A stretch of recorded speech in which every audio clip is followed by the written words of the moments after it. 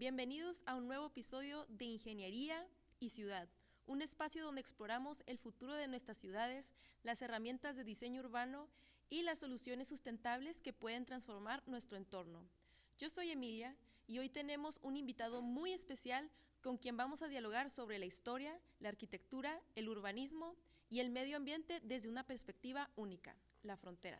Nuestro invitado de hoy es Héctor Lucero, arquitecto egresado de la Universidad Autónoma de Baja California, con maestría en arquitectura en preservación histórica por la University Southern California, USC. Además de haber sido profesor visitante en UC Berkeley, el maestro Héctor Lucero ha dirigido proyectos en instituciones culturales, ambientales y educativas, tanto en México como en Estados Unidos. Su experiencia abarca desde la conservación del patrimonio hasta el diseño urbano sustentable, la consultoría ambiental y el desarrollo de proyectos emblemáticos en Baja California, como la Gran Torre y Punta Este, aquí en Mexicali. Es autor de libros como Mexicali 100 años y Lo moderno también es historia, y miembro de la red internacional Planning and Placemaking DAN para la World Design Capital 2024. Actualmente dirige su práctica privada, HL Diseño y Consultoría Ambiental, sin duda una voz clave para entender los retos y oportunidades que enfrentan nuestras ciudades en el siglo XXI. Bienvenido, maestro, qué gusto tenerte con nosotros. Para conducir, los dejamos con el doctor Carlos Salazar Briones, maestro titular de la clase de Planeación Urbana y Desarrollo Sostenible del Programa Educativo de Ingeniería Civil. Adelante, profesor. Muchas gracias. Muy bien. Héctor, bienvenido. Gracias, Carlos. Qué gusto que pudiste atender nuestra invitación. No, al contrario, gracias a ustedes por la invitación. Bueno, para empezar, sí, para romper el hielo, tienes formación tanto en México como en Estados Unidos. ¿Qué tanto, cuál es la perspectiva, las diferencias? ¿Qué tanto te ayudó para lo que haces actualmente estos dos tipos de educaciones? Me imagino que son distintas. ¿En qué encontrarías diferencias? Bueno, una de las cosas que descubrí a través de esto es que no nada más es una educación en dos países distintos, sino que las regiones en donde se dieron esa educación. Porque quizá podemos hablar de la frontera y no es lo mismo. Ejemplo, ¿no? Yo estudié arquitectura en Mexicali y la maestría en arquitectura en Los Ángeles, que al final de cuentas forman un solo sistema cultural en muchos sentidos. Hubiera sido muy distinto si hubiera estudiado, por ejemplo, arquitectura en Tamaulipas y luego me voy a Austin o a Houston a estudiar la maestría en arquitectura. Ya ahí hubiera habido una marcada diferencia. Entonces, de entrada, regionalmente tenemos una diferencia muy grande entre otras zonas incluso fronterizas, ¿no? Ahora, lo que sí me permitió, especialmente estudiar en una ciudad como Los Ángeles y en una universidad como el sur de California, es darme cuenta de la cantidad de cosas que ignoraba.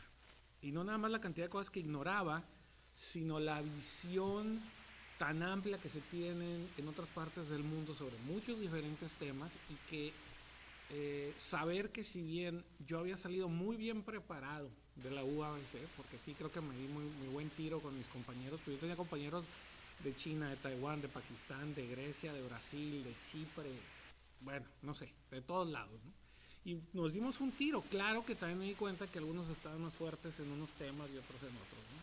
Pero nos complementamos muy bien en ese sentido, ¿no?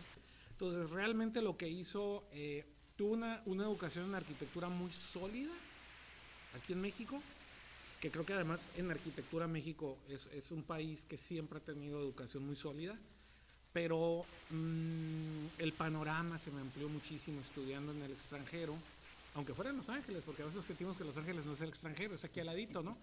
Pero especialmente en Los Ángeles donde hay tanta diversidad, ¿no? Entonces, ¿qué pasa? Pues simplemente que se te abre el espectro, se abre, ¿no? Y tener, por ejemplo, compañeros de maestría de tantos países, creo que fue lo más positivo de estudiar allá, de todas estas visiones, ¿no? Entonces, yo sí recomiendo, especialmente para alguien que va a estudiar arquitectura, que es mexicano, que aquí vive, creo que esta combinación de estudiar arquitectura, primero la licenciatura en México y luego ya especializarte en otra área en el extranjero es la mejor combinación, en vez de hacerlo al revés, ¿no?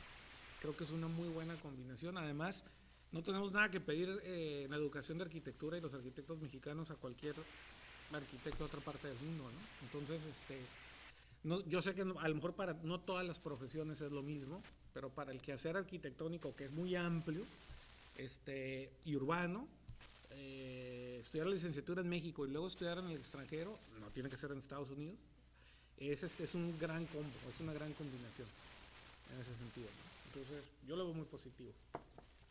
Muy bien. Una pregunta. ¿Cómo ves tú el quehacer del arquitecto, por ejemplo, en temas de urbanismo? Digo, típicamente es algo que, por ejemplo, en México sucede mucho, ¿no? La parte, los arquitectos hacen mucha parte de urbanismo. ¿Qué tanto los ves actualmente? ¿Cómo has visto? ¿Cuál sería la diferencia, pues, entre lo que sucede en California y lo que sucede en México a este respecto? En la arquitectura, si usamos la palabra arquitectura de manera global, hay muchísimas cosas en las que no estamos de acuerdo, incluso los mismos arquitectos, ¿no? Y una de ellas es el rol justamente que jugamos los arquitectos. Yo, por ejemplo, a mis alumnos de arquitectura les pregunto cómo definen arquitectura, ¿no? Y bueno, me pueden dar muchas definiciones. Yo en particular la que tengo que sé que no comparten, ahorita vas a ver a dónde voy con esto, porque voy a llegar al urbanismo con esto, que yo sé que no todos los arquitectos comparten conmigo, es que el quehacer de la arquitectura es la manipulación del espacio. Manipular el espacio. Esa es la materia prima de la arquitectura y del urbanismo. Entonces a veces me preguntan, ¿la materia prima es el material cuando se construye? No, esa es solo una herramienta. La materia prima del arquitecto es el espacio. Y esto es cierto tanto en arquitectura como en urbanismo. Es un mismo quehacer. Ahora, a lo mejor muchos no estarían de acuerdo con esto. Y durante mucho tiempo esa fue la idea. Estamos hablando de siglos y siglos y siglos. Los arquitectos se encargaban del objeto arquitectónico y del monstruo arquitectónico que es la ciudad. Desde mi perspectiva es lo mismo. Arquitectura y urbanismo es lo mismo a diferentes escalas nada más. Y de ahí parten una serie de teorías, como la de Aldo Rossi, de que la ciudad es una gran construcción arquitectónica. Entonces, no todo el mundo comparte esta idea, ¿verdad? Y entonces alguien dice, la planificación urbana es una cosa, el diseño urbano es otra cosa, el urbanismo es otra cosa y la arquitectura es otra cosa. Desde mi perspectiva es lo mismo en diferentes planos. Quizá la planeación desde alguna perspectiva requiere de ciertas áreas de conocimiento adicionales, pero es un mismo quehacer, ¿sí? En ese sentido tienes la ciudad está formada de dos cosas. En inglés le llaman el soft city y el hard city, ¿no? La ciudad dura y la ciudad blanda. La ciudad dura es la arquitectura física, la ciudad blanda son los imaginarios urbanos, que nos hace mexicalenses en cuanto a cómo pensamos, cómo nos movemos, cómo hacemos, y luego está la parte física de la ciudad. Pero esto es cierto tanto para la arquitectura como para el urbanismo. Entonces, ahora, ¿cuál es la visión? Que en México sí hay una tradición más fuerte de que los arquitectos hacen urbanismo. Los arquitectos hacen todo en México.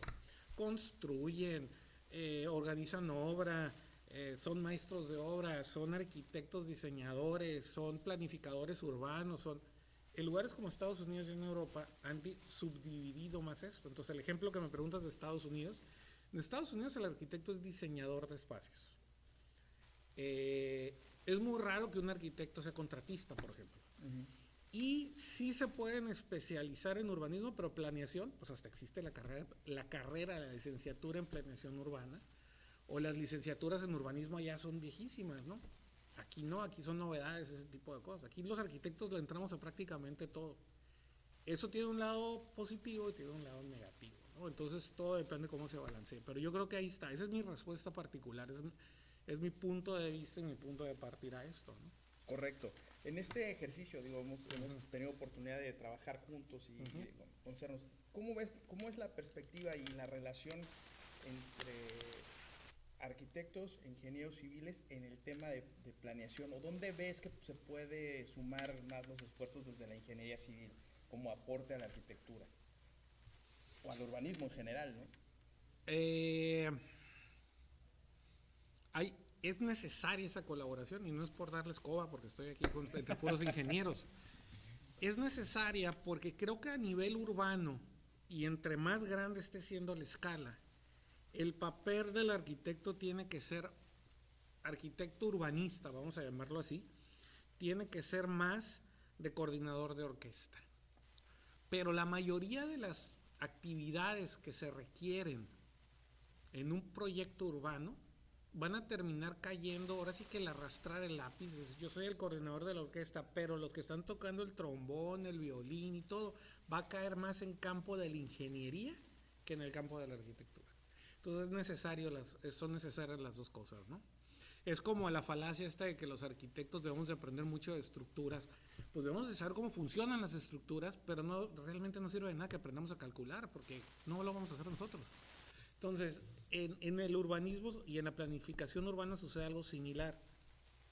El arquitecto, por su formación y por una serie de conceptos teóricos, arquitectónicos, etcétera, puede fungir como coordinador de orquesta, pero va a llegar un punto en el que la parte técnica se tiene que hídrica, ambiental, topográfica, que quien la va a ejecutar y quien la va a llevar a cabo y va a convertir esa parte en realidad, van a terminar siendo las ingenierías, ¿no? Otra vez vuelvo al símil de arquitectura y urbanismo, ¿no? Es decir, si yo construyo un rascacielos de 30 pisos, yo voy a hacerlo arquitectónico, pero luego paso a las famosas ingenierías, o sea, estructural, elevador, eso lo hacen ingenieros, no lo hacemos arquitectos. Cruzamos ingenierías nosotros en todo caso. Pues con la ciudad es lo mismo, es cruce de ingenierías con respecto a lo que se está planificando, ¿no? Esa sería así como una respuesta rápida. ¿Okay? Me parece, sí. De hecho es importante, pues, porque ¿no crees tú que, por ejemplo, gran parte de los problemas que tenemos en nuestras ciudades es esta parte de no tomarnos en cuenta a las demás áreas de expertise? O sea, yo hago la parte económica, la parte social, y con esa hago mi planeación, mi proceso de planeación. O yo soy urbanista, arquitecto, pues para mí lo importante es el espacio como tal, ¿no? Y están desconectados esos esfuerzos. ¿No te parece que pasa mucho por eso lo que tenemos en nuestras ciudades actualmente, sobre todo ya de este lado de la frontera, ¿no? Completamente, no, y de aquel lado también pasa, pasa mucho. O sea, sí tienen este problema, creo que es un problema de ciudad en general, ¿no? Y más entre más grande es la ciudad, más complejo se vuelve este problema. O sea, un problema innato del hacer de ciudad es la falta de coordinación. Claro que algunos lo tenemos más exacerbados que otros, ¿verdad? Pero es esta falta de posibilidad de coordinación y de un conductor que no tiene que ser necesariamente una persona, puede ser un organismo, un conductor de orquesta, que pueda tener, si vemos una filarmónica, la cantidad de instrumentos es impresionante, ¿no? Pero para que haga sintonía, suene bien, necesita que todos esos instrumentos estén coordinados, estén en la misma sintonía. En las ciudades pasa algo similar. Entonces, efectivamente, normalmente lo que vemos es esfuerzos individuales, independientes, el tema de la gobernanza, que le llaman en inglés, ¿no? Ese es el término, que governance le llaman en inglés, pero en español es la autoridad. Normalmente es la que nos falla en este sentido, ¿no? ¿Quién debería de estar coordinando en ese sentido? Ahora, en California sucede, no es que no suceda. Lo que pasa es que yo creo que la gran diferencia entre lo que puede suceder en un lugar como California y unas ciudades como las nuestras en la frontera es un tema de recursos. O sea, cuando tienes mucho recurso, tienes posibilidades de regarla y arreglarlo, ¿no? Entonces a veces por eso no nos damos cuenta. También la riegan allá, pero hay tanto recurso que no importa si la riegas, si lo puedes regresar, lo regresas, lo arreglas a medio camino, etcétera, ¿no? Aquí no, aquí tenemos muy poquitos recursos y lo poquito que tenemos lo tenemos que usar bien, y si la regamos, ya la regamos. Entonces, creo que tiene que ver más con eso. Es muy complejo. Y sí, en esta ciudad, digo, si tomamos como ejemplo Mexicali, no sé, a Tijuana, el problema son los esfuerzos aislados. Y aquí es donde entra el tema de la planeación integral urbana, que obviamente entre más grande y compleja sea la ciudad, pues más difícil va a ser. Esto me recuerda, se los pongo como ejemplo. Hace alrededor de 2 años estaba en la materia de planeación integral urbana, en la maestría, en la Universidad Iberoamericana tiene una maestría que se llama Planeación Estratégica de Ciudades. Y yo estaba impartiendo la materia de planeación integral urbana. Entonces de repente una alumna, que creo que ni arquitecto era, creo que era socióloga, por eso tan buena pregunta, me dice, maestro, ¿Tijuana tiene solución?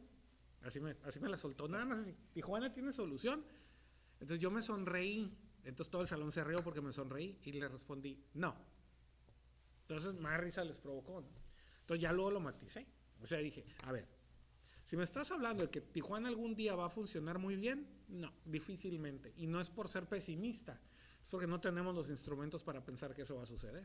O sea, para empezar no tenemos instrumentos legales, ¿no? y un monstruo como Tijuana que crece, sin instrumentos, no puedes esperar que que algún día vaya a funcionar muy bien. Lo que sí podemos hacer es trabajar de a 20, 30, 50 años para que aparezcan esos instrumentos y en ciertos sectores, ciertos distritos, hacer intervenciones para que eso sí funcione muy bien. Hasta ahí lo podemos dejar, ¿no? Pero si me dices que el todo de la ciudad va a funcionar muy bien, no, porque además todos los días se suman no sé cuántos metros cuadrados a la ciudad. Sin instrumentos, pues es imposible alcanzarlos, ¿no? Entonces, sí, efectivamente, ese es el tema principal en esto, ¿no? Que nos hacen falta los instrumentos para que todos hablemos el mismo diálogo. Correcto. En ese sentido, por ejemplo, y lo comentamos aquí en la clase con los muchachos, más que los diagnósticos, que sabemos que tenemos diagnóstico de todo, ¿no? Y hay cosas que no funcionan, etcétera. A las propuestas, por ejemplo, que acabas de tocar algo bien interesante, o sea, crearnos los instrumentos que nos permitan llevar esta orquesta de mejor forma. ¿Qué falta para que eso suceda desde tu óptica? ¿Por qué no estamos en esa discusión? ¿Por qué no se han creado si ya sabemos, si ya tenemos indicios que eso es algo que necesitamos? ¿Qué pasa? Mira, bueno, hay ejemplos de cómo sí se ha hecho bien y yo creo que es por ahí debemos empezar, ¿no? Hay que ir a lugares como Querétaro, en el que no es que todo sea miel sobre hojuelas, pero han logrado hacer cosas muy interesantes en la ciudad, en Aguascalientes, en otras partes del país. Las circunstancias son muy distintas y yo creo que cada lugar tiene características distintas. Si tú me preguntas Mexicali y Tijuana, siempre he pensado que el problema con Mexicali y Tijuana es que, fíjate, aún haciendo a un lado la ineficiencia y la corrupción, y a mí no me gusta generalizar cuando hablo del gobierno, si no me gusta, pero sí, o sea, no, somos ineficientes en México y somos corruptos en general. Entonces, aún haciendo eso a un lado, hay ciudades y lugares en México que si tú hicieras a un lado la ineficiencia y la corrupción, podrías tener mucho éxito. Casi llegarías a ese muy buen funcionamiento de ciudad. Por la escala, por el tamaño, por la velocidad de crecimiento. Ciudades como Tijuana y Mexicali, aún haciendo esos factores a un lado, crecen tan rápido, se mueven tan rápido, son tan dinámicas, hay tanta iniciativa por parte de la gente, que es bueno y malo a veces tanta iniciativa, que aunque tratemos de hacer las cosas bien, nos alcanza la realidad, económicamente también, o sea, nos alcanza la velocidad de crecimiento, es muy rápida. Entonces, no es que le esté sacando vuelta a la pregunta, sino que depende de dónde y de qué lugar estemos hablando como para poder dar una respuesta un poquito más clara. En algunas partes yo te diría, ¿qué nos falta? Que la autoridad se ponga las pilas y realmente, por ejemplo, los institutos municipales de planeación no se conviertan en oficinas de trámites, ejemplo, y que de veras se dediquen a la planeación. Técnicamente no tengo duda que la mayoría de los institutos municipales de planeación en todo México están técnicamente muy bien armados, ¿no? Pero ¿a qué se dedican? ¿A qué se dedica el día a día de estos institutos? Ahí ya es donde empieza a complicarse el asunto, ¿no? Ahora, en ciudades como Mexicali y Tijuana, pues aunque hiciéramos las cosas muy bien, de todas maneras íbamos a tener problemas, porque los recursos no nos alcanzan para la velocidad de crecimiento, ¿no? Eso sería un hecho. Entonces, es caso por caso, yo te diría, no creo que haya unas recetas específicas. Definitivamente. En ese sentido, y regresando a ese punto, entonces cobra mucho valor el término sustentable o sustentabilidad en el sentido de este equilibrio que debe de haber entre lo político, lo ambiental, lo técnico, lo que se puede hacer, pero sigue pesando más lo económico entonces. Yo creo que sí tiene mucho que ver. Tiene muchísimo que ver. Y las decisiones de planeación que tomas en función a lo económico, ¿no? Ahora, hay condiciones específicas. Mira, regresemos en un mismo estado, dos ciudades como Tijuana y Mexicali. Hay un factor que para mí es fundamental de cómo han crecido esas ciudades, de los problemas que tienen, las ventajas que tienen, etcétera. Es la topografía. O sea, ya por la pura topografía estás hablando de dos condiciones totalmente distintas. Entonces, sí son dos ciudades en el mismo estado, muy cercanas, con mucha convivencia, pero el puro factor topográfico han hecho que crezcan de maneras muy distintas. Y en ese sentido, Tijuana ha tenido más desventajas. Antes se pensaba que Mexicali, es plano, es la gran ventaja de Mexicali. Pues terminó siendo ventaja, pero ahorita ya nos dimos cuenta que también ha sido maldición, porque pensamos que podíamos crecer como quisiéramos, ¿no? O sea, al fin que es plano. Y ahora nos damos cuenta que nos está pegando durísimo habernos extendido tanto y crecer. Aquí entra ya el factor del valor de la tierra, empiezan a haber otro tipo de temas que han sido muy importantes. Volvemos al tema económico, ¿no? En un país de funcionamiento, términos generales de libre mercado, pues las leyes del libre mercado también van a afectar el crecimiento de la ciudad, definitivamente. Entonces creo que por ahí va, ¿no? Otra vez, son una multiplicidad de factores y cada ciudad es distinta. No hay una receta específica para todas, ¿no? En ese sentido. Y ahí cobra mucho sentido entonces también pues la especialización de los equipos de trabajo, que sucede mucho en nuestras ciudades, ¿no?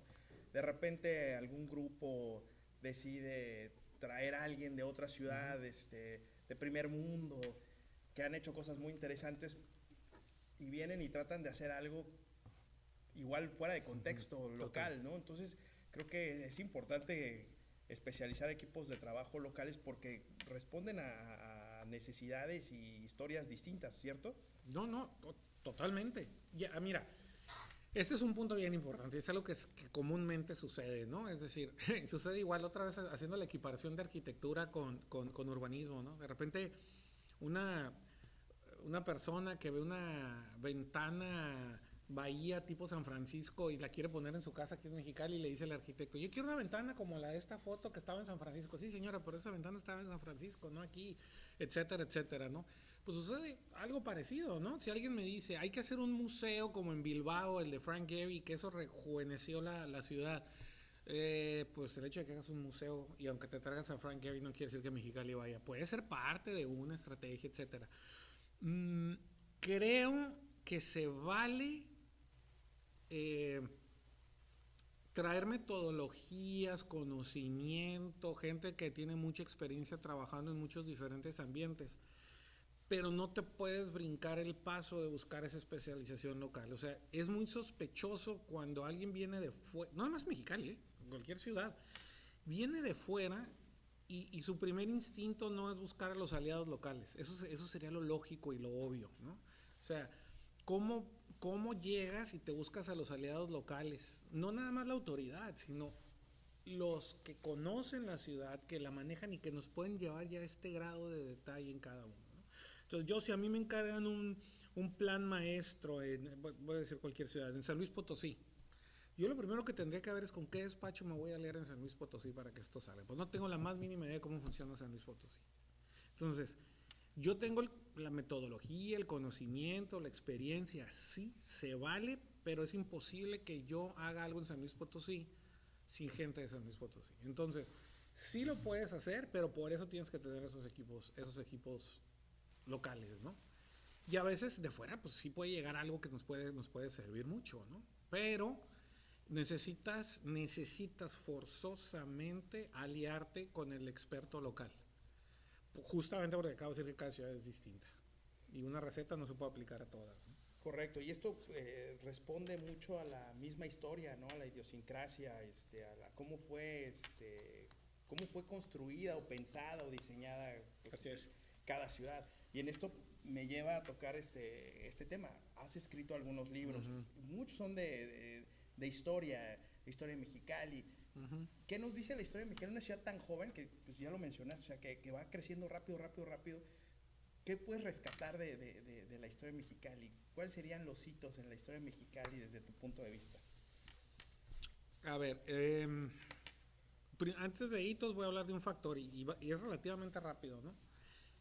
De todas las ciudades medias de México,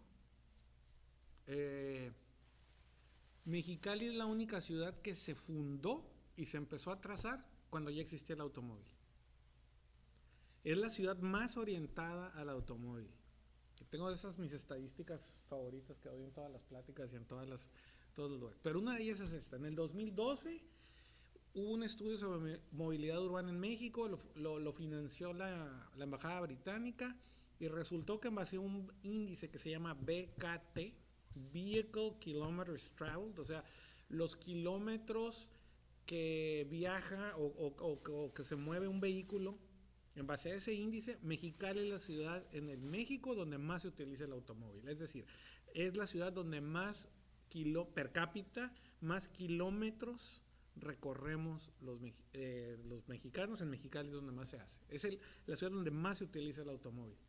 Entonces, pues no debería de sorprendernos. Es una ciudad de más de 1 millón de habitantes que nace ya con el automóvil. Nace pegada a Los Ángeles, la ciudad más automovilizada del mundo. Yo he traído gente a Mexicali que la visita por primera vez, y si entramos por Caléxico, lo primero que ven es la calle Madero, y lo primero que me preguntan, ¿este es el centro? Sí. ¿Por qué está tan grandota la calle, no? Pues porque todas esas calles se hicieron ya pensando en automóviles. O sea, Mexicali es una ciudad completamente orientada 100% al automóvil desde un principio. Si a eso le sumamos que es plana, si a eso le sumamos que colindamos con California, si a eso le sumamos que ha sido facilísimo por la economía de la región tener un auto, estás hablando de que es la mezcla perfecta para la ciudad más orientada al automóvil en todo México, más que Tijuana por el tema de topografía. Entonces, para mí, si estás hablando del ADN de Mexicali, ese es el factor más importante, es el del automóvil. Por eso somos hasta el día de hoy la ciudad en la que más se utiliza el automóvil. Súmale el clima, súmale esto, súmale el otro. Esa es una, ¿no? Y la otra serían 2, 3 épocas muy concretas en la que ha habido una explosión económica en la región. Una, estamos hablando de la década de Concantú, más o menos del 1915 a 1925, en la que hubo una explosión. Y en esa época, si te fijas, aparecen la mayoría de los edificios históricos de Mexicali. Rectoría, Palacio Municipal, Colorado Rio Land Company, Bellas Artes, hasta la Obregón se trazó en ese momento, ¿no? Luego viene otra época muy importante, que es la de los 50, la época del algodón, que es cuando se hicieron las grandes fortunas que todavía existen en Mexicali, y también una expansión tremenda, la jabonera, etcétera, un crecimiento muy importante, que también dio pie a otros crecimientos en los 60s. Y probablemente ahorita estamos viviendo una época similar, que todavía a lo mejor no es tan clara, ¿no? Entonces hay 2 grandes épocas de crecimiento económico, y quizá los 70s con mucha infraestructura de gobierno, con esta idea de que el gobierno, o sea, aparece la ciudad deportiva, aparece el centro cívico, aparece una serie de cosas que aparecen en los 70s, ¿no? Pero ahí fue más bien por inversión de gobierno, ¿no? Fue una época de mucha infraestructura gubernamental, es cuando el río Tijuana se hace la primera y segunda etapa del río Tijuana, etcétera, ¿no? Pero esos serían como los hitos de la ciudad. Pero sí, lo del automóvil es un tema, es el ADN de Mexicali, es ese. Oye, está súper interesante ese tema, porque actualmente pues el debate es cómo pasamos de una ciudad difusa que está en nuestro ADN a una ciudad compacta. ¿Cómo empatas eso? No estás yendo contra cómo estás conformado, ¿no? Y de hecho está en el imaginario, ¿no? De la gente, o sea, ¿cómo pasamos de eso a una ciudad caminable, a una ciudad de una ciudad de automóvil a una ciudad de transporte público, eficiente? Pues, me parece que como ideal está muy bien, pero hay muchas estaciones que hay que transitar primero, ¿no? Pues mira, las cosas no pasan por casualidad, todo tiene una explicación y las cosas van sucediendo por algo. ¿Por qué tenemos un transporte público tan no óptimo en Mexicali y en Tijuana? Justamente por el mismo motivo anterior, porque nunca ha habido necesidad de que exista. Es un círculo vicioso el que hemos tenido siempre con la movilidad en Mexicali. Como todo mundo tiene auto y la ciudad está hecha para que todo mundo tenga auto, y es tan fácil porque yo con $500 ya tengo un auto. Este problema de los autos chocolate, lo que ha pasado en los últimos años, ¿no? O sea, cualquiera puede traer auto como sea, pase lo que pase. nunca hubo una verdadera necesidad por tener transporte público. Entonces el transporte público siempre fue muy pobre porque el que maneja el transporte público no tiene ningún incentivo para mejorarlo porque no va a tener usuarios porque todo el mundo tiene carro, pero el que tiene carro pues no quiere usar el transporte público porque está muy deficiente. Entonces formas un círculo vicioso en el que es muy complicado salir de él. Entonces, si hacemos una ciudad un poquito más compacta, sí vamos a empezar a solucionar ese tema, ¿no? Tiene que haber una estrategia. No está fácil, ¿eh? O sea, ya sé que suena muy padre decirlo y suena muy fácil decirlo, pero no está nada sencillo. O sea, yo ahorita te diría que no tengo una respuesta al 100% concreta de cómo hacerle, menos en un corto plazo. O sea, si tienes este tipo de cosas, por eso a veces con las autoridades y más con administraciones municipales de 4 años hasta de 8, a veces se ríe uno de algunas propuestas, porque las soluciones en las ciudades no se pueden dar en 2 o 3 años. La mayoría de las veces requieres de planes, que ese es el otro problema. Requieres de proyectos a 20, 30, 40 años. O sea, lo que yo empiezo a implementar ahorita va a tener efectos positivos dentro de 20, 30 años, ¿no? Cuando yo estaba estudiando la maestría en Los Ángeles, que fue del 98 al 2000, mi director de maestría estaba coordinando el plan estratégico del centro de Los Ángeles, el Downtown Strategic Plan, así se llama, del 98 al 2000. Entonces, estando en la maestría me tocó cuando se publicó y que él nos platicaba mucho sobre el proyecto y todo. Bueno, hace 2 años todavía era la guía para seguir trabajando y cada 10 años se han ido haciendo pausas para revisar cómo vamos, cómo lo modificamos. Estás hablando de un plan solo para el centro de Los Ángeles que ya llevan trabajando 25 años con él. Claro, lo han modificado, lo han trabajado, hacen cortes, pero esa continuidad ha permitido que el centro de Los Ángeles, y no ha llegado a ser la panacea, pero sí está muy diferente a como estaba hace 25 años. Dime aquí en México, aquí en Mexicali, qué plan ha durado 25 años y que realmente se le ha dado cierto seguimiento, ¿no? Entonces, ahí está gran parte del problema. Entonces, yo te puedo decir, a ver, una solución de movilidad, no, si me la estás pidiendo en un sexenio no va a haber. Tendríamos que hacer un plan de aquí a 30 años en el que vamos a empezar a ver temas de densidades, porque esta analogía a mí me gusta mucho. Las ciudades, pues es muy romántico decir que las ciudades son seres vivos, orgánicos, ¿no? Pues sí son, de alguna manera, pero el problema con un cuerpo humano o un cuerpo vivo es que justamente a todo lo que le hagas va a haber efectos secundarios. O sea, si tú das un medicamento, ese medicamento va a tener un efecto secundario. Arreglas una cosa, pero empiezas a desarreglar otra, ¿no? Entonces, tú atornillas acá y se te afloja acá, y la atornillas acá y se te va a desaflojar acá. Entonces, ahí tienes que estar mediando cómo es. Entonces, todo lo que hacemos tenemos que ver qué implicaciones tienen a futuro, y por lo tanto, si yo quiero hacer una estrategia de movilidad, tengo que entender que esa estrategia de movilidad va a tener implicaciones de muchos tipos y para que se dé necesito acomodar otras cosas y va a tener efectos secundarios. ¿Cuáles son? Y ahí es donde mides si vale la pena o no vale la pena hacerlo, ¿no? Si a eso le sumas la organización y que hay un meme que me gusta mucho, pero es muy padre, avísenle a la CESP que avísenle a la CESP que acaban de pavimentar la calle para que vengan a hacer un hoyo, ¿no?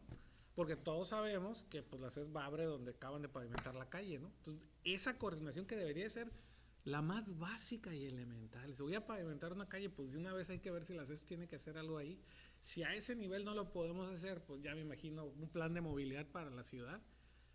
Son demasiadas cosas las que tienen que poner instituciones, grupos, etcétera, que se tienen que poner de acuerdo para que eso jale. Sí. Ese es el problema, ¿no? Sí, la coordinación creo que es básica y pues todavía no la tenemos. Uh-huh.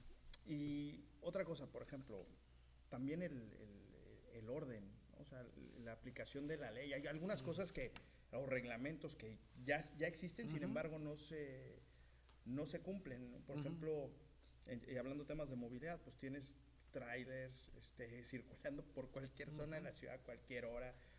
Y pues tenemos unas calles que sufren eso, ¿no? Porque no está diseñada para ese tipo de cosas y bueno, y vamos teniendo ese problema. A corto plazo, tú por ejemplo, esta pregunta me gusta, ¿no? De repente, si tuvieras la varita mágica, 3 cosas que harías para iniciar, entendiendo que esto no se arregla de un día para otro, como ya bien dijiste, estamos hablando de 20 o 30 años para empezar a ver resultados. ¿Cuáles serían las primeras 3 acciones que tú tomarías? ¿En tema de movilidad o en tema de...? En general, en tema de planeación. Yo creo que lo primero que tendríamos que tener es una claridad de cuál debe ser una ruta que se debe de tomar para lograr estar en 30 años en tal lugar. Es decir, si no sabes a dónde le estás apuntando, ¿cómo vas a llegar? Entonces, ¿quién se va a encargar de esto? Alguien tiene que tomar la iniciativa. En teoría debería ser la autoridad, pero puede ser también la iniciativa privada, etcétera. Y socializar muy bien eso, decirles, queremos llegar a este lugar dentro de 30 años, pero se requiere esto y esto para llegar allá. Entonces, primero tener claridad hacia dónde vamos, ¿no? Luego también la difusión de eso es muy importante, ¿no? Hacer realmente partícipes a la comunidad de eso. Eso sería, creo yo, lo primero, porque ni siquiera planes adecuados tenemos para crecer, ¿no? Eso es por un lado. Por otro lado, creo que sería la participación. Ya sé que va a sonar como cliché, pero la participación ciudadana en los procesos es muy importante, que no nos valga gorro.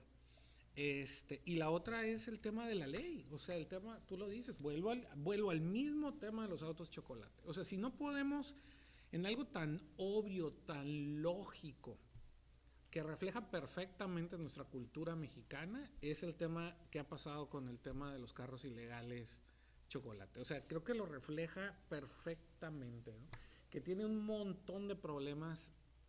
No nada más es el tema de que no tienen placas, sino todo lo que eso conlleva, todo lo que eso implica, sí el tema ambiental, sí un montón de cosas, pero peor tantito es la cultura de ilegalidad que tenemos en este país. Entonces, mientras la ciudadanía no, y claro que no estoy soñando con que todos los ciudadanos nos vamos a portar al 100, pero no cuando la mayoría nos estamos portando mal, ¿no? Entonces, creo que la participación ciudadana, pero ojo, hay muchos ciudadanos que sí quiere participar, pero no sabe cómo, entonces falta que las instituciones que tienen una capacidad de influir más, esta casa de estudios, por ejemplo,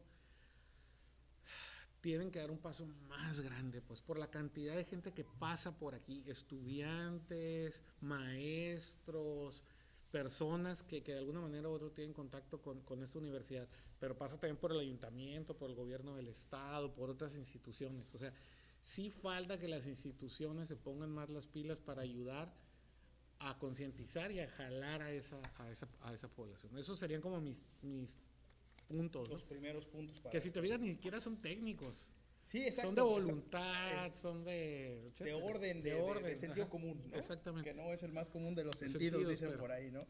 Bien, ¿cómo andamos de tiempo, equipo? Pensemos ahorita un poquito en el tema histórico. ¿Qué tanto es cierto, por ejemplo, el origen chino, ¿no? En Mexicali como tal, ¿no? Porque digo, hay diversos autores que dicen que esto no es así, ¿no? O sea, que la comunidad china llegó ya bastante más adelante de la conformación de Mexicali como centro urbano. O sí, son fundadores de Mexicali como tal.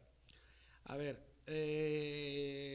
este punto se ha vuelto relevante recientemente porque habíamos traído siempre una narrativa histórica de la ciudad por parte de muchas personas que habían estudiado la crónica de la ciudad, que habían hecho estudios profundos sobre la ciudad, sobre la historia de la ciudad, en el que en todas ellas la comunidad china juega un papel muy importante. Sí fueron precursores de la fundación de Mexicali. No son los fundadores como tal, pero sí fueron precursores de la fundación de Mexicali. Sí hubo una época en la que había una cantidad de población china grandísima y bajo ese esquema la importancia de la comunidad china en Mexicali es muy importante. Sin embargo, lo que ha sucedido en los últimos años, que ha tenido que ver más con una venta comercial del centro, y que el papel, como se ha manejado el papel de la comunidad china en Mexicali, eso sí está bastante distorsionado, ¿no? Especialmente como sea, porque para empezar, si quisiéramos realmente hacerle homenaje a la cultura china, realmente la chinesca nunca se vio como ahorita le están poniendo, o sea, si a eso vamos, pues nunca se vio así. Ahorita empieza a parecerse más a la tierra, como si fuera uno de estos mundos de Disneylandia en el que dices la tierra del mañana, la tierra del reino de los cabos, la tierra de los chinos sería, ¿no? Que no tiene que, nunca se vio así la chinesca. O sea, sí tenía muchos elementos a lo mejor chinos, pero no así como los están haciendo ahorita. Entonces,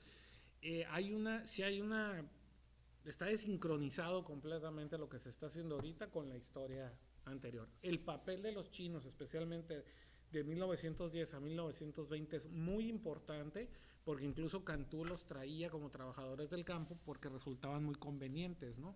¿Por qué? Porque no podían decir ni pío y Cantú los podía controlar a su antojo. De hecho, lo último que quería Cantú era que llegaran mexicanos, porque los mexicanos sí le podían armar sindicatos, sí, le podían exigir derechos y todo. Los chinos eran los trabajadores ideales, buenísimos para trabajar.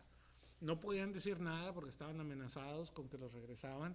Entonces, incluso el gobierno de Cantú promovió estar trayendo chinos a la localidad. Entonces, sí hay una historia muy profunda china, pero una cosa es que sí existe y la otra que nos pongamos a inventar cosas actualmente, ¿no? Entonces, yo creo que ahí sería parte de esa respuesta en cuanto al urbanismo, pues en imagen urbana pudo haber afectado, pero en cuanto a urbanismo no afectó en lo más mínimo porque la traza urbana de Mexicali, donde está la chinesca, es la de 1903 y está hecha por gringos, por ingenieros americanos, que es una continuación del plano de Caléxico. O sea, en cuanto a urbanismo como tal y layout urbano no tuvieron nada que ver. Imagen urbana durante un periodo de tiempo, por supuesto que sí, ¿no? Pero son cosas distintas, ¿no? Habrá que analizar en diferentes planos. Ahorita que tocaste el tema, ¿dónde se diseñó la ciudad de Mexicali? ¿Fue idea de quién? Bueno, se tiene claro cómo fue. Mira, en 1902, de hecho Mexicali, si queremos ser más precisos, Mexicali se funda en Compuertas, fue el primer asentamiento que hubo, porque en Compuertas estaba, que es ahí ahorita donde está Calzada Cetis de Abelardo L. Rodríguez, por ahí. Ahí fue donde estaba la compuerta que pasaba el agua que traían a México y luego regresaban al Valle Imperial, que fue realmente así surge Mexicali, por eso, porque como estaban las dunas no se podía traer agua por arriba, no había la tecnología para traer agua por arriba de las dunas hacia el Valle Imperial, entonces tuvieron que buscar una forma de meterla a México y luego regresarla al Valle Imperial, sacándole la vuelta a las dunas. Entonces, el primer asentamiento es ahí. Ahora, el Valle Imperial desde finales del siglo XIX estaba siendo trazado bajo este trazo que traía todo Estados Unidos está dividido en una retícula, absolutamente todo el país, desde hace 200 años lo dividieron en esa retícula, y esa retícula aparece en todos lados. Entonces, en el Valle Imperial también tenían esa retícula. Entonces, cuando se empieza a fraccionar y a meter dinero al Valle Imperial como un emporio agrícola, se mete el agua, pero también se empieza a subdividir, entonces se empiezan a poner varios poblados. Heber, Broley, Hoodville, Caléxico. Caléxico era el que estaba más al sur, pegado a la línea. Cuando el asentamiento de Compuertas en el año 1901-1902 empieza a inundarse, porque la Compuerta no daba a veces abasto, decían mover el asentamiento de Mexicali un poquito más al oeste, ¿no? Uh-huh. Y ahí es donde se alinean el plano que se había hecho para Caléxico por el señor Heber, por el ingeniero Heber, que es el que también está por eso se llama el poblado así. Simplemente continúa en la retícula que hay en Caléxico. Hay una pequeña imprecisión y es difícil saber si simplemente se dijo, vamos a continuar la retícula hacia Mexicali para que queden completamente alineadas las dos ciudades, que realmente ahorita ya nomás quedan como en 2 o 3 cuadras en la Sueta, por ejemplo, o alguien se le ocurrió decir, no, ¿sabes qué? Vamos a planearlas al mismo tiempo. No fue una continuación, sino que vamos a planearlas al mismo tiempo. De cualquier manera, la extensión de Caléxico para acá termina siendo trazada por los ingenieros que trazaron Caléxico, independientemente de que haya sido al mismo tiempo o hayan decidido continuar la traza después. Es bien interesante porque si tú sobrepones las fotos ahorita actualmente aéreas, con el plan original, todo cuadra, pues, cuadra perfectamente, ¿no? Cómo está trazada la ciudad y cómo viene, ¿no? Ahora, el Río Nuevo tuvo mucho que ver, porque el Río Nuevo aparece por una inundación, en lo que es el barranco, de 1906, y se lleva la mitad de la ciudad trazada en ese momento de Mexicali. La vía del tren, de hecho, pasaba por donde estaba el Río Nuevo. Cuando se lleva la vía del tren, es cuando se tiene que partir. Dicen, bueno, pues ya no podemos poner la vía del tren, ¿dónde la vamos a poner ahora? Y parten la retícula, que es la López Mateos. Por eso está lleno de cuchillitas la López Mateos, porque partieron manzanas que ya estaban trazadas a la mitad. Por eso se forman esas cuchillas. Es bien interesante cómo lo hicieron.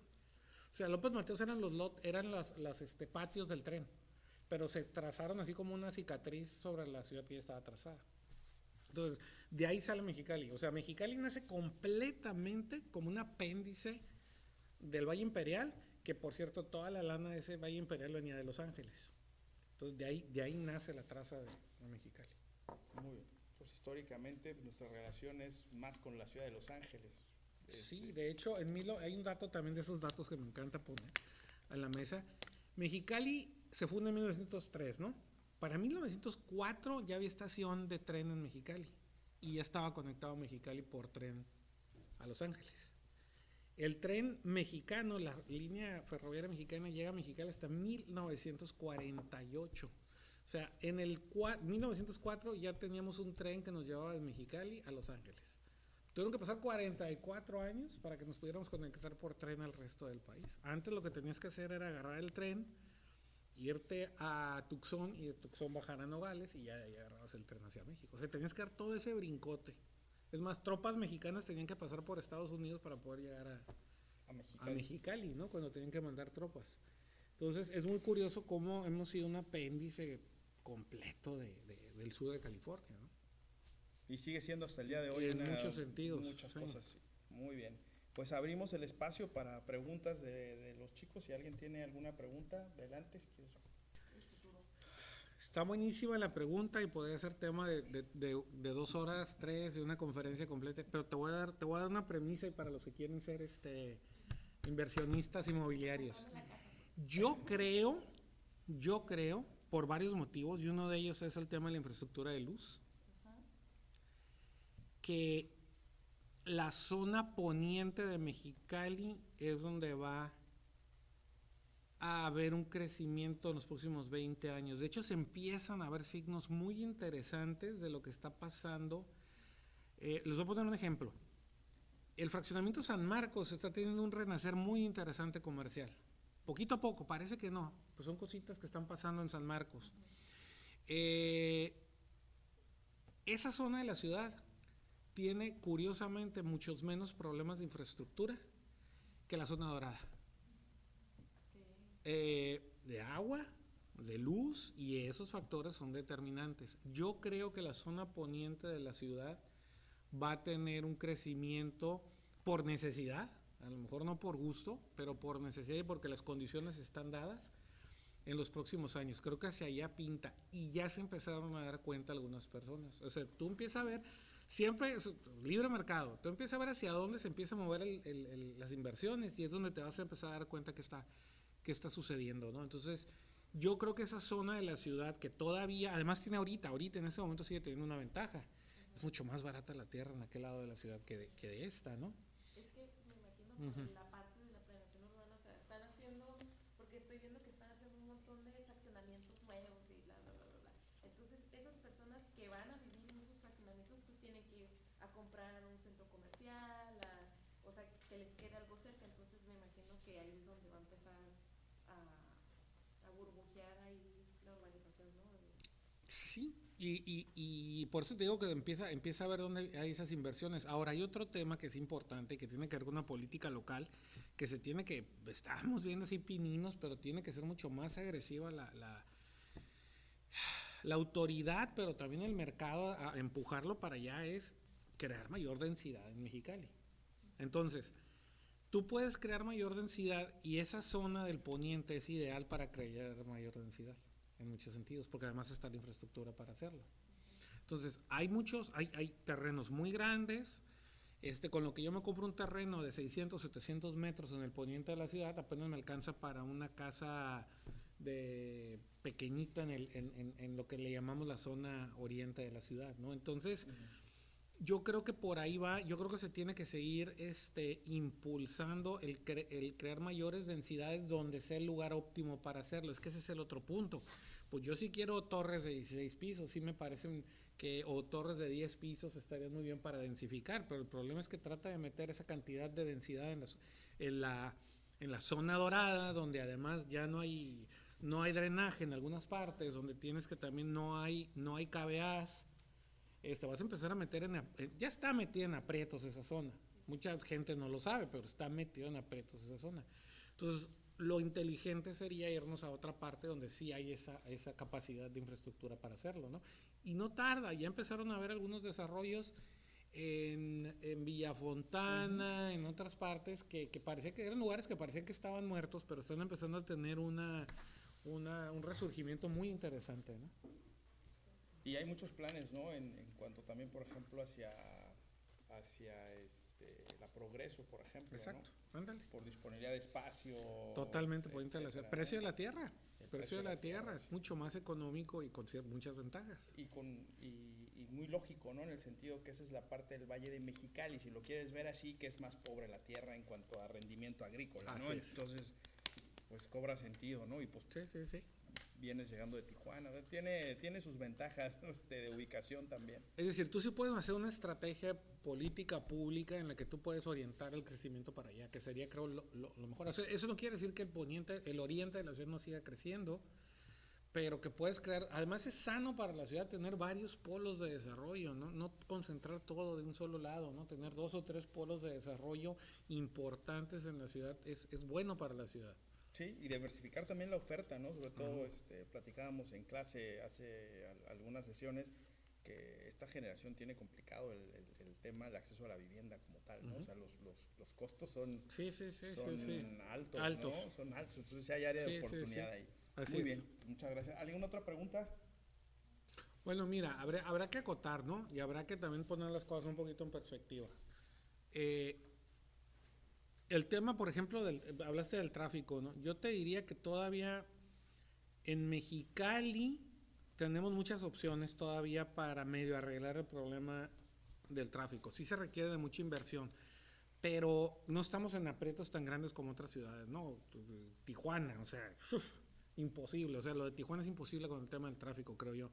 Mexicali sí tiene opciones, tenemos una red vial muy amplia que si tomamos decisiones correctas, con estrategias correctas, hay mucho que se puede hacer por el tráfico en Mexicali, porque la verdad, sinceramente, y aquí es donde es importante comparar, los temas de tráfico de Mexicali, a comparación de muchas otras ciudades, son insignificantes, ¿eh? A comparación de otras ciudades. ¿Estamos a tiempo en Mexicali de arreglar el tema de la movilidad? Sí, pero tenemos que ponernos las pilas. Tenemos unas características que no tienen otras ciudades y tenemos esta cantidad de avenidas tan grandes, Entonces tenemos que ver cuáles son nuestras, ya respondiendo más a tu pregunta, qué ventajas tenemos y podemos aprovechar ahorita de la ciudad. Y hay otros temas que a lo mejor son más preocupantes, ¿no? Que es, por ejemplo, el tema de la calidad del aire, que sigo pensando que es el problema más grave que se tiene en esta ciudad. Entonces, a diferencia de por el lado optimista, es que a diferencia de otras ciudades de México, tenemos algunas ventajas en Mexicali para avanzar, ¿no? Que dices tú, bueno, por aquí, por allá le podemos dar, pero sí tenemos que empezar a tomar decisiones desde ahorita, ¿no? Empezar a orientar el crecimiento de la manera más inteligente posible, que además nuestras leyes y nuestro marco jurídico permita, ¿no? Eso sería como la respuesta. Muy bien. ¿Alguien más? Hay veces que se tienen que tomar decisiones y mucha suerte en encontrar a quién va a tomar la decisión y la va a implementar. Yo creo que tendríamos que ser muy estrictos, pero veo difícil que suceda, ¿eh? Quiero ver quién es el alcalde o el presidente municipal o el gobernador que lo hace. Tendríamos que ser muy estrictos para que ya el fondo legal de la ciudad limitarlo por completo, porque alguien podría decir el tema económico, yo sé, o sea, Sé perfectamente que Mexicali ha crecido muchísimo porque es más fácil comprar tierra afuera, y viene también el tema del, a veces pretexto, a veces no es pretexto, de que para que la vivienda sea más barata, pues si la tierra es más barata, entonces puedo dar vivienda más barata. Pero eso nos está costando mucho, no ha servido. Entonces, tengo que ver la forma de que los que vivimos en Mexicali no construyamos vivienda más en la periferia. Tenemos que ver cómo densificamos la parte. Y no nada más es construir más edificios, sino que todas estas viviendas abandonadas se aprovechen de alguna manera. No es una solución fácil porque el mercado entra aquí, la economía entra, yo lo sé.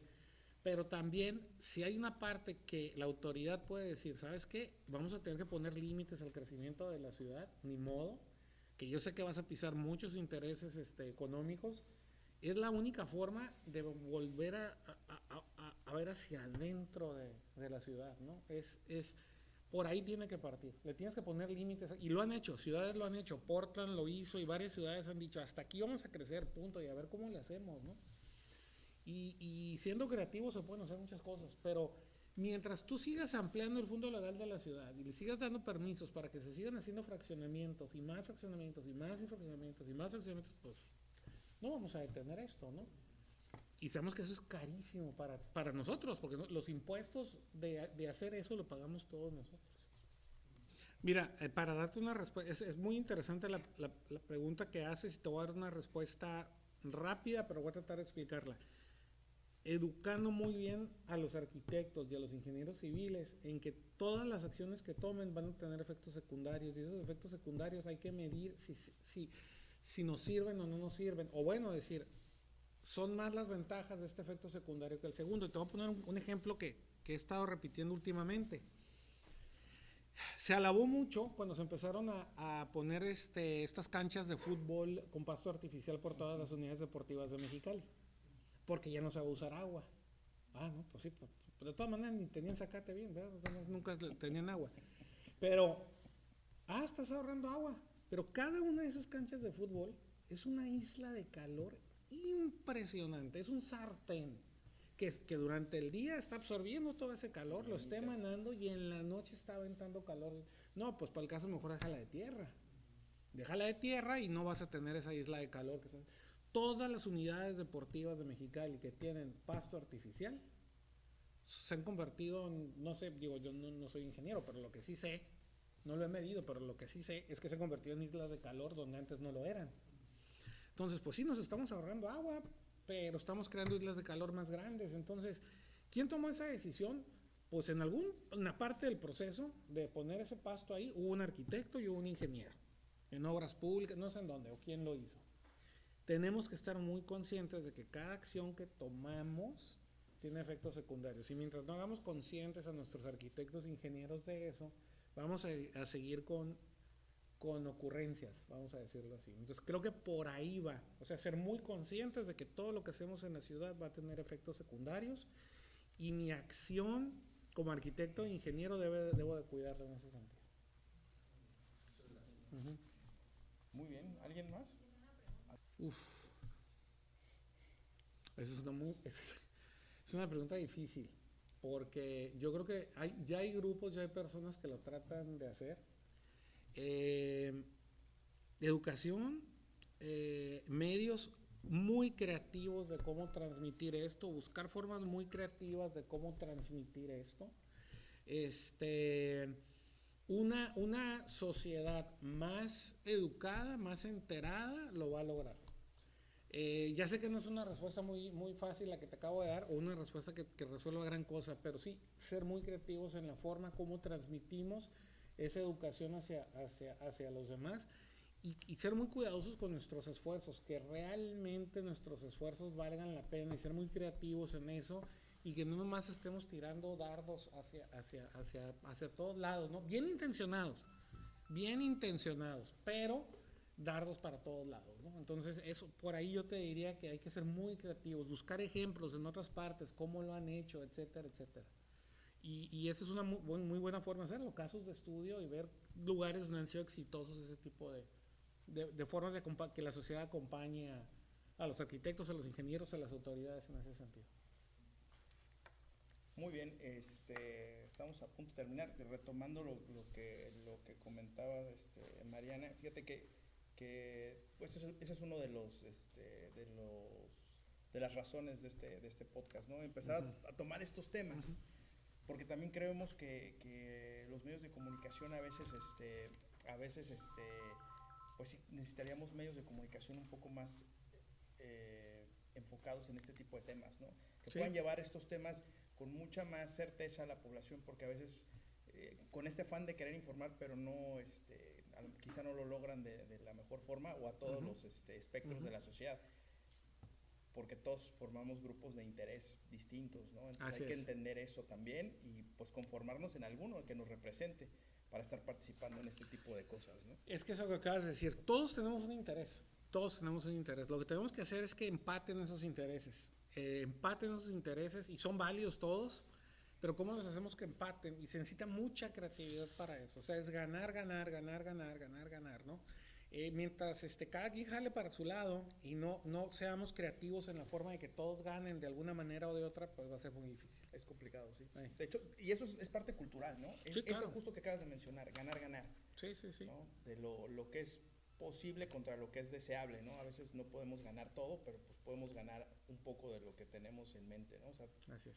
Hay que irnos integrando. Pues bueno, por último, para cerrar, para concluir, porque ya tenemos tiempo, ya tu agenda ya te están recordando que es hora de irte a tu siguiente reunión.